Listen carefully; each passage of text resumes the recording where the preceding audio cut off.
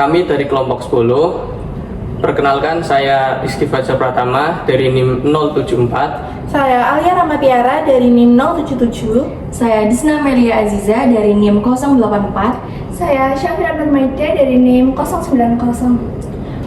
Kami di sini akan membuat video tugas project bioperspektif menjadi guru dengan tema yang kita ambil yaitu kultur jaringan. Sekarang kita berada di Laboratorium Kultur Jaringan Universitas Negeri Semarang. Oke, jadi kita sekarang sedang berada di Laboratorium Kultur Jaringan. Nah, di sini kita akan membahas tentang kultur jaringan, teman-teman. Sebelum kita bahas, ada yang tahu nggak definisi dari kultur jaringan? Kultur jaringan ya. Kultur jaringan itu adalah proses memperbanyak sel pada tumbuhan. Oh iya, benar sekali. Menurut para ilmuwan, kultur jaringan itu sendiri adalah proses di mana menumbuhkan dan memperbanyak sel jaringan atau organ pada tanaman yang medianya itu di luar dari organisme tanaman tersebut. Jadi metode kultur jaringan ini ditemukan pada abad ke-20 oleh Gottlieb Haberland atau bisa dikenal sebagai bapak kultur jaringan. Nah, kultur jaringan ini juga itu masuk ke dalam materi bioteknologi. Kemudian adapun tujuan dari kultur jaringan ini, yang pertama udah pasti itu memperbanyak tanaman, kemudian sebagai konservasi tanaman langka seperti bunga rafflesia itu kan tanaman yang hampir punah. Nah, adanya kultur jaringan ini itu gunanya untuk menjaga keberadaan spesies tersebut. Kemudian yang ketiga ada tanaman bebas penyakit, karena tanaman ini kan dibuatnya secara steril ya teman-teman. Terus yang terakhir adalah sebagai penelitian para ilmuwan. Nah, ada yang tahu nggak sterilisasi dalam kultur jaringan itu tujuannya untuk apa? Saya tahu. Tujuan dari sterilisasi ini untuk melancarkan selama proses kultur jaringan. Jika ada media kultur jaringan yang tidak steril, maka nanti proses kultur jaringannya akan gagal. Ya, betul sekali. Jadi proses sterilisasi itu sangat penting dalam kultur jaringan ini, karena apabila media yang digunakan dalam proses ini itu memiliki bakteri atau mengandung bakteri, nanti proses kultur jaringan ini akan gagal dalam proses pertumbuhannya nanti, karena kan tidak steril ya, seperti itu. Selanjutnya kita akan membahas alat dan bahan. Nah, sebelum kita ke alat dan bahan, di sebelah saya ini ada ruang inkubasi dan ruang tanam untuk kultur jaringan atau bibit-bibit yang sudah melalui proses kultur jaringan. Oke, kita lanjut ke alat dan bahan. Di sini ada tabung reaksi, ada gelas ukur, ada ya untuk prosesnya. Kemudian di sini ada air RO, ada alkohol juga 70%. Kemudian ada aquades, di sini ada tempat penyimpanan. Nah, di sini ada alat pembakar zat kimia nanti. Kemudian ada bakelin juga, ada sukrosa, ada gula. Kemudian di sini juga ada kalus, stok kalus ya, ada aluminium foil. Kemudian sebelah sini ada asetit asid atau air keras. Di sini juga ada pipet ya teman-teman. Kemudian ada suntikan, ada timbangan juga untuk mengukur komposisi dari larutan yang akan kita gunakan dalam proses kultur jaringan. Nah, kemudian yang terakhir di sini, oh ya, di sini juga ada Erlenmeyer, ada John Petri, ada botol sterilisasi. Nah, yang terakhir di sini tuh ada ini sebagai alat untuk pembersihan setelah melakukan kultur jaringan. Nah, kemudian di sebelah situ tuh ada yang namanya autoclave untuk proses sterilisasi. Oke, lalu bagian tanaman yang akan dikultur disebut dengan explant. Nah, explant itu sendiri bisa berupa daun, batang, maupun akar. Explant harus diambil dari tanaman yang masih aktif memberat atau sering disebut dengan meristem. Oke teman-teman, penting juga untuk kita tetap mengingat pentingnya menjaga keselamatan di laboratorium seperti penggunaan sarung tangan, masker, dan juga jas lab.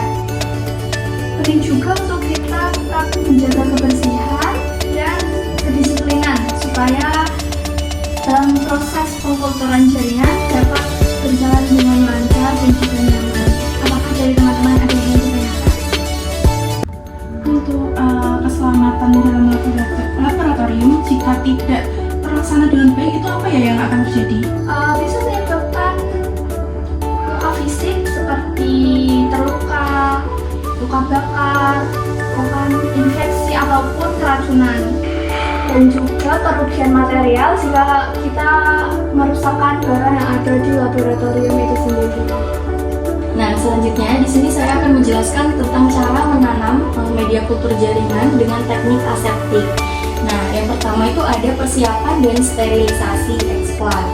Nah, sebelumnya di sini kita harus memilih explant terlebih dahulu, yaitu dengan pilihlah tanaman yang sehat ataupun yang dengan sesuai kultur jaringan seperti daun yang muda, batang, dan lain sebagainya. Kemudian ada sterilisasi explant. Sebelumnya ini kita harus merendam explant terlebih dahulu dengan larutan disinfektan seperti larutan klorin dan alkohol 70%. Nah, selanjutnya ada sterilisasi alat dan bahan. Nah, sterilisasi alat dan bahan ini seperti wadahnya, kemudian pinset, kemudian ada pisau untuk bedahnya, itu disterilisasikan terlebih dahulu dengan autoclave dan menggunakan alkohol 70%. Kemudian ada penanaman media kultur jaringan dalam teknik aseptik ini, itu biasanya menggunakan media MS atau namanya itu Murasic and Scotch. Nah, dengan penambahan zat tumbuh yaitu namanya NPA. Dan kemudian teknik aseptiknya ini dia penanaman dengan teknik aseptik ini dia menggunakan ini dalam laminar ataupun airflow, yaitu untuk memastikan agar kultur jaringan ini agar tetap kondisinya steril. Kemudian di sini adakah yang tahu tentang ini proses inkubasi pada ruangan khusus dan mengapa kultur jaringan ini harus dicek secara berkala? Siapa yang tahu? Saya.